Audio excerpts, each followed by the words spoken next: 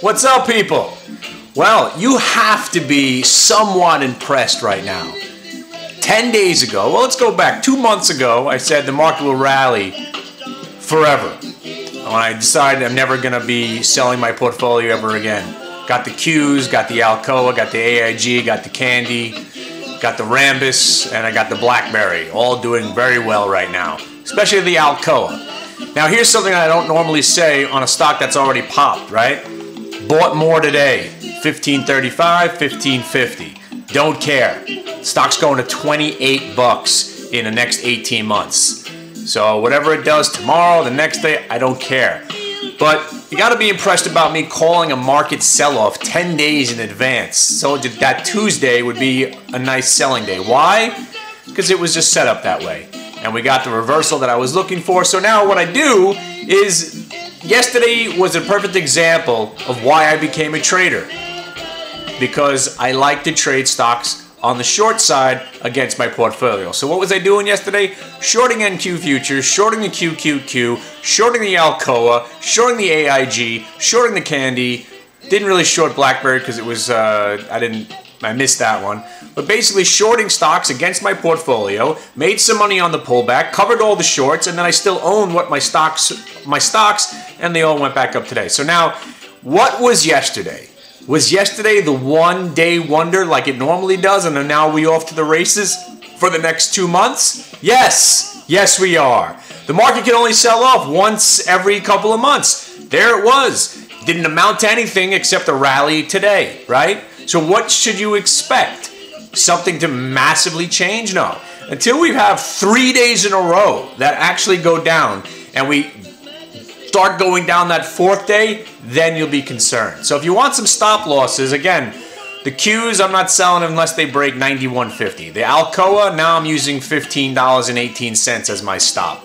The Candy, $11.75. The BlackBerry, looks like it's going to $12.18 like predicted.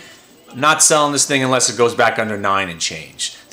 So again, these are stocks. This is how I should have had this attitude 5 years ago, because I'd be worth $20 million right now.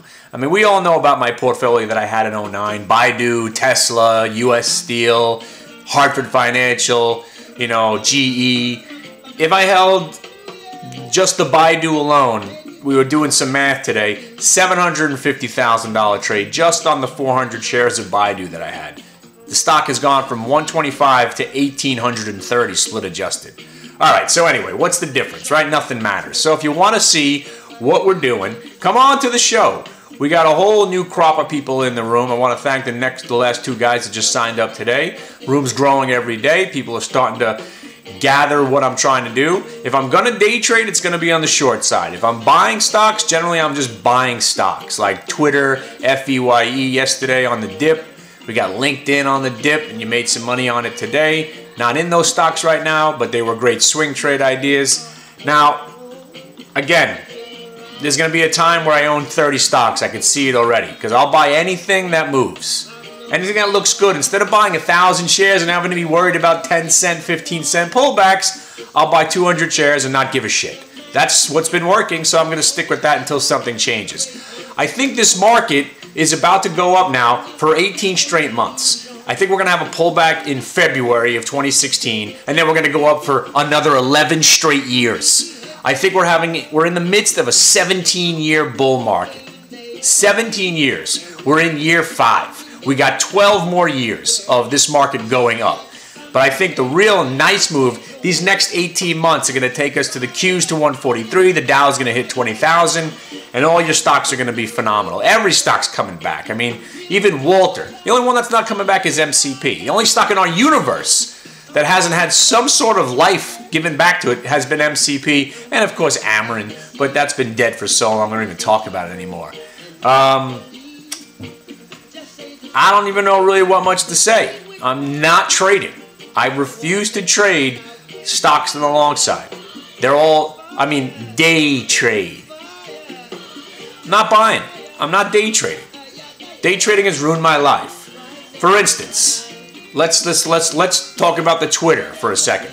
I like the Twitter there at 37.50 yesterday, right? Bought 1,000 shares, it starts plummeting. I have to sell it for a $250 loss. But when it gets down to 36.85, that was another target that I had for a buy. I bought a little bit, and next thing you know, the stock goes up 2.5 points. Day trading, it just sucks. It sucks because there's not enough volume. You're getting manipulated in and out of your positions. Generally, the day trades for me were always just getting into 1,000 or more shares, trying to make 10 or 15 cents and being done with it. Now I don't see the point. I'd rather hold on to 200 shares and be able to sleep at night and watch the stock go up through 2-3 points. It's been the better way to go. Anyway, so Alcoa. I've been telling you guys about the Alcoa since 1250, right?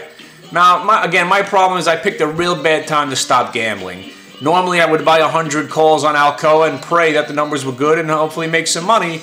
Didn't do any of that. Nah, I didn't even think the $15 calls at 28 cents was worth it. I thought you'd get the stock to maybe $15.35 or $15.50. So risking 28 cents to make 10 cents it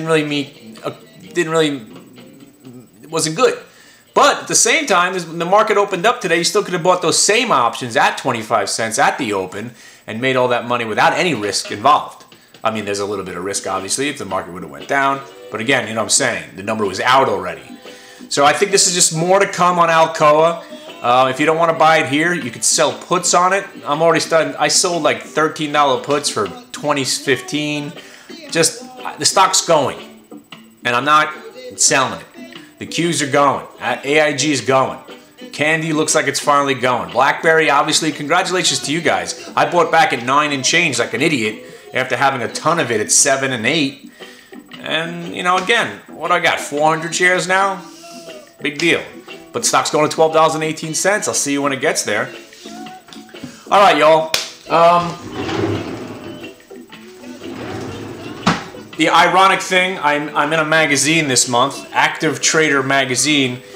I'm not as active as I used to be, but again, that's what the market is telling me to do right now. Less is more.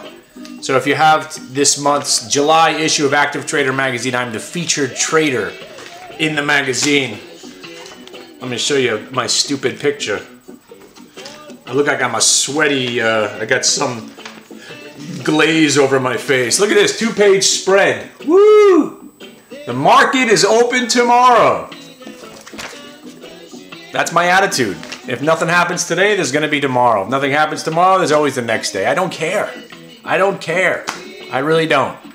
I'm living in a freaking demented world of a market that never goes down. And, you know, I'm not going to let this market go up for the next 17 years without me hanging on to something this time.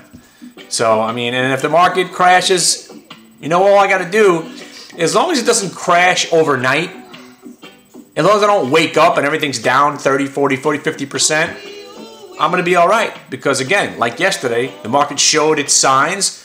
We sold everything. Sold it short, but I had no doubt that it was going to be a one-day wonder. And it was. So here we are. What's the market going to do tomorrow? No idea. But I will let you know. If you come to the room, I'll show you some ideas and some indicators. We've got a couple of new scanners to help us out. And yeah, that's it.